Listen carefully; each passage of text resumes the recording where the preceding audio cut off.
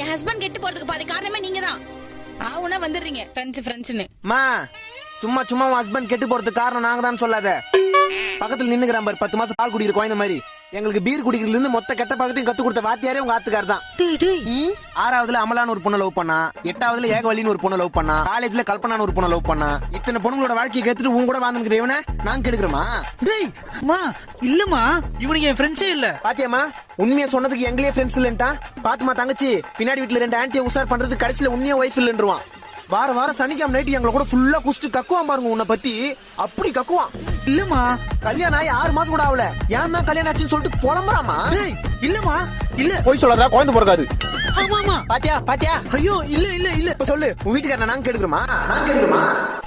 இல்லனா ஆனா 1000 தான் இருந்தாலும் சரி அவனுக்காக ஃப்ரெண்ட்ஸ் நாங்க கடைசி வரை இருப்போம். எது வரமச்சான் எது வந்தாலும் உண்மையை சொல்லிடணும். நண்பன்ல